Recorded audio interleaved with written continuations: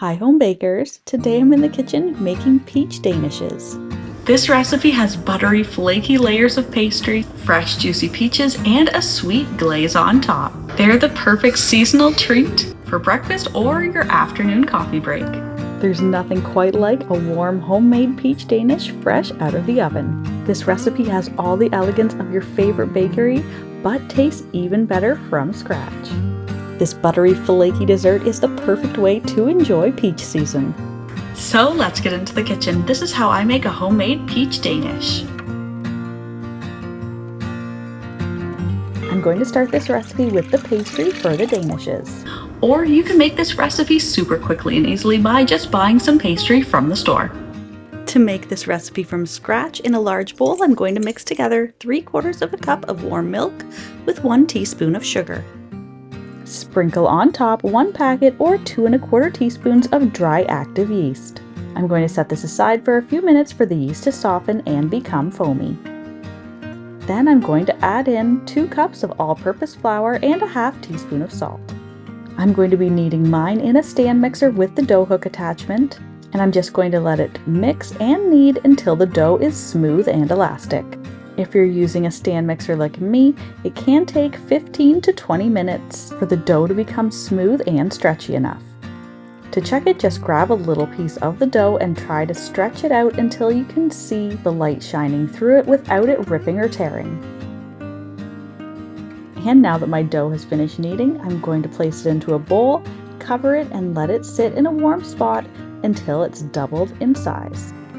This can take anywhere from 1.5 to 2 hours depending on the temperature of your kitchen. Now my dough has nicely puffed up and I'm going to tip it out onto a floured countertop. I don't want to add in too much extra flour while I'm rolling my dough out, so just enough to stop it from sticking to the counter or the rolling pin is all you need. Now I'm going to roll this dough out into a long rectangle. It should be about 3 times as long as it is wide. And as you're rolling, make sure to turn and flip your dough around often to make sure nothing is sticking to the counter. Next, we're going to be adding in some butter, which is going to give the danishes all those rich, flaky layers in the pastry. I'm going to need to roll, chill, and fold the dough several times. Making this pastry isn't overly difficult, it just takes a little bit of extra time and patience. Next, we're going to be spreading the butter onto 2/3 of the dough. And I'm just marking the 2/3 here so I can see how far to spread out the butter. I have a 1/2 cup of softened butter, and with a spatula I'm just going to spread it out evenly on 2/3 of the dough rectangle. And the butter layer will appear quite thick once you're done spreading it on. Now that the butter is all the way spread through 2/3 of the dough rectangle, I'm going to fold it in thirds. First, I'm going to grab the 1/3 of dough that has no butter spread onto it. Fold it over the first third of butter. Then I'm going to grab the last third of the dough rectangle and fold it over top. And I'm just pressing each end gently to seal in the butter. Now I'm going to place my dough onto a lined baking sheet, cover it, and it's going to go into the fridge to chill for 1 hour. Now my dough is chilled and you can see it started to puff up. My butter layers should be quite firm by now, and we're ready to do our first roll and fold. I'm going to roll this dough again into a rectangle. It should be about the same size as we rolled it out the first time. And if you notice any areas sticking to the counter, you can add a little bit more flour. Once the dough is rolled out, I'm going to fold it in thirds again. And now my butter has already started to build up layers inside of the dough. Place it back onto the lined baking sheet, cover, and put it in the fridge to chill for 30 minutes. I'm going to be doing this step 2 more times, and that should give me plenty of flaky layers inside of my pastries. After my final half-hour chill in the fridge, I'm going to remove it and we're going to roll it out for the final time.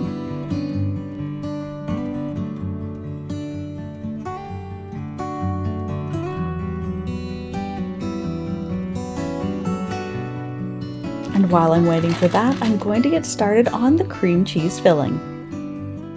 In a bowl, I'm going to add 4 ounces of softened cream cheese.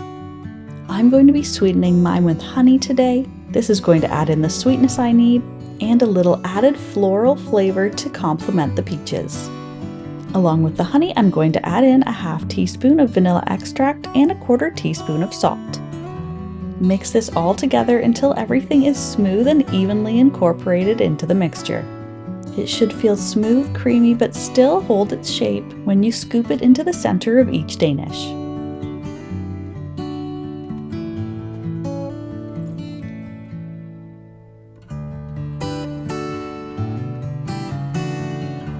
Now my Danish dough has been sitting in the fridge overnight, so it has nicely puffed up.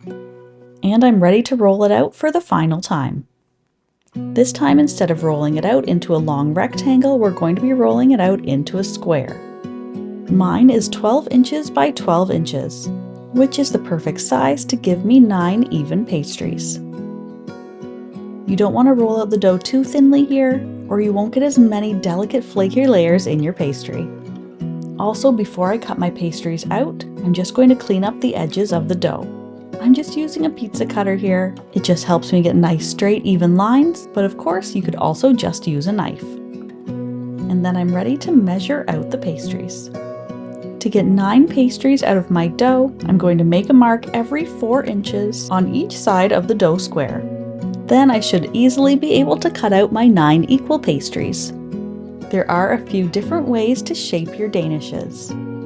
I'm going to be doing mine quite simply. I'm just going to fold down each of the 4 corners into the center. And to make sure my shape stays together, I'm just going to beat 1 egg and use it as an egg wash. But of course you can shape your danishes however you would like. After shaping, I'm also going to brush the top of each pastry with the egg wash. This step is optional, but it's going to give your danishes the perfect golden texture and shine.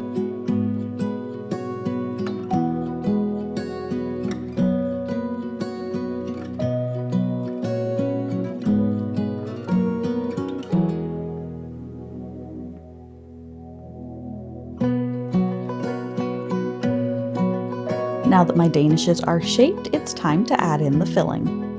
I was just experimenting here to see if the filling would look better inside before shaping the pastries, or shaping the pastries first and then adding the filling on top. And I can tell you that each worked equally as well, but I found that shaping all the pastries first and then adding the filling on top was a little bit faster of a process. So that's what I settled on for the rest of the danishes. When adding the cream cheese mixture, make sure you don't overfill the pastries. This mixture will start to melt as it bakes in the oven. And if you add in too much, it can spill over the sides.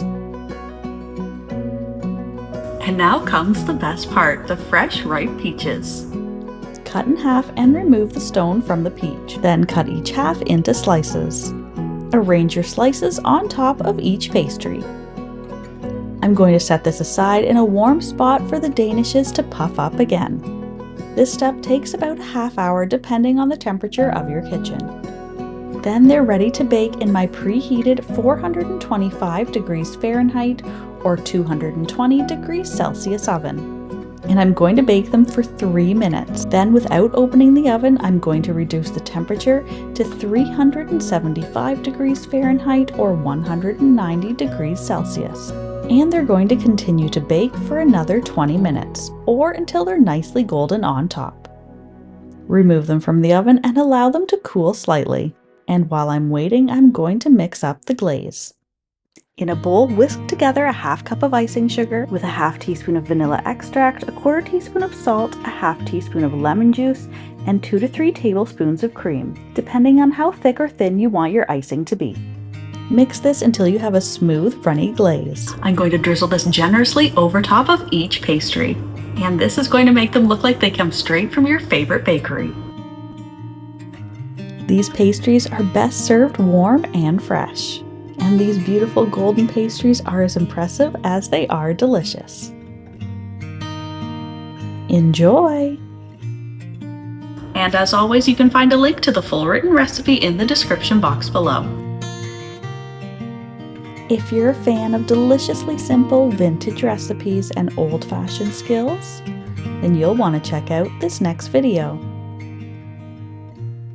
Thanks so much for stopping by.